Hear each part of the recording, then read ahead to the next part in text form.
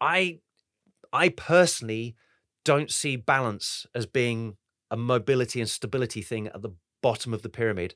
The mobility and stability are the prerequisites for balance, but I see balance as skill. I see it up at the top and it's sport specific.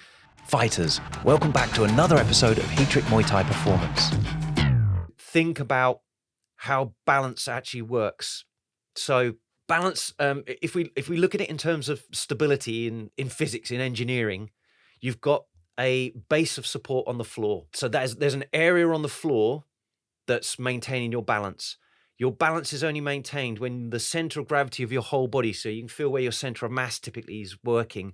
It changes depending on what your body shape is, whether arms or legs are outstretched. But typically it's concentrated around your sort of navel, around your sort of belly button in the center of your spine there. And depending on where you put your head, you can shift it out left or right from that. So think about where your head is as well, because the head's quite a bit of a mass on the end of a lever, so that changes your balance.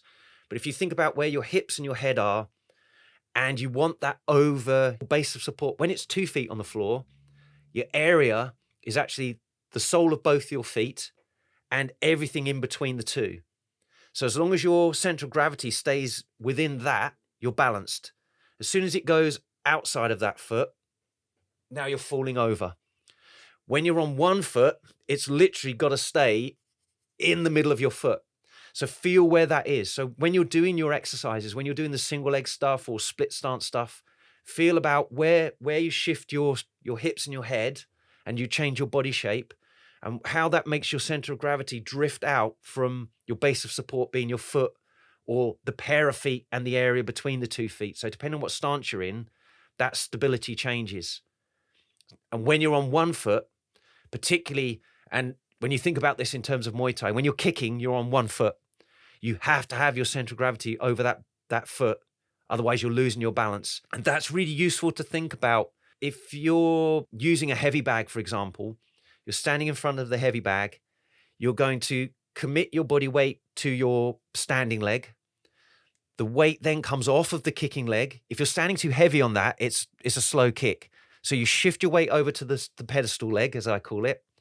The weight comes off the kicking leg. The kicking leg comes through, bang, hits the bag. You keep your weight over your base of support. You bring that leg back down to the floor again. But again, you keep your weight over the pedestal leg, the one you're standing on, and don't commit the weight to the other leg too much.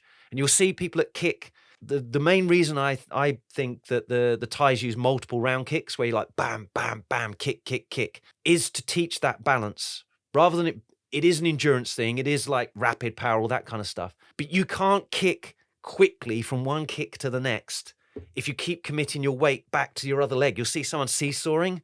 You have to kind of pogo up and down on the one foot, and it's just bam, bam, bam. The leg switches through. That's teaching you to keep your head, your hips, all of your center of gravity over your standing foot. So really start thinking about that now. And when you kick, think, transmit the kick, all of my body weight to that standing foot. That's going to keep me balanced. Kick, and don't commit back to the other spare, the kicking leg, too early because I'm going to lose my balance again.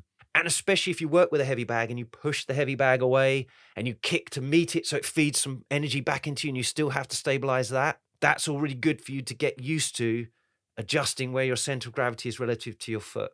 But you can also practice that awareness, say, in the gym when you're doing more of the single leg stuff and you're holding a weight, you're using your body weight, and you're thinking, where is that all coming? Optimal performance pyramid that I refer to in the program as well, with movement, mobility, and stability on the bottom. And then it's the performance qualities coming a little bit more, that strength, power, speed, endurance. Then on the top is skill.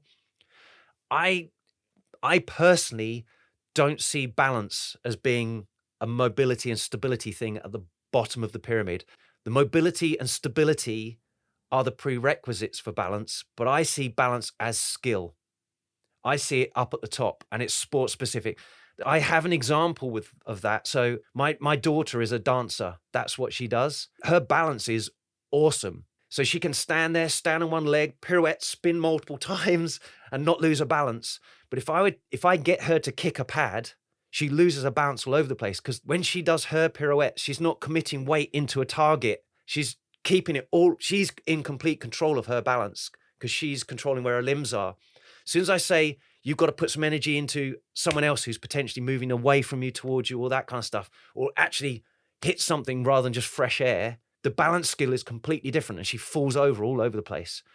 But give her some repetitions where she's committed. That's where I like a heavy bag, to push the heavy bag away, kick the bag as it comes into you and get used to absorbing that and still keeping your balance, because that's a completely different skill to just being able to do a nice little fresh air sort of shadow boxing pirouette or dancing pirouette. It's a completely different skill. So developing that awareness for what is balance. Is my head and my hips over my foot? Can I feel the weight on my foot? And yeah, how does it change when I'm dynamically kicking someone and I've got to recoil a leg and bring it back down to the floor again I choose where to put my foot down after my kick, rather than it kind of being a heavy, it went down there. It's like, oh, that was poor balance. That was a poor habit. I could almost choose not to put my foot down. And now I put it down. That's an exaggeration. But if you get good at that in a fight, you choose when to put your foot down rather than feel like I'm clumsily falling around everywhere, let alone when fatigue comes into the picture. Thanks for listening. If you found this valuable, please like, subscribe, and share with someone else it could help too. Please give the podcast a review or comment below. We'd love to hear from you. As always, you can visit heatrick.com for more Muay Thai performance podcasts, videos, articles, and guides. Catch you next time.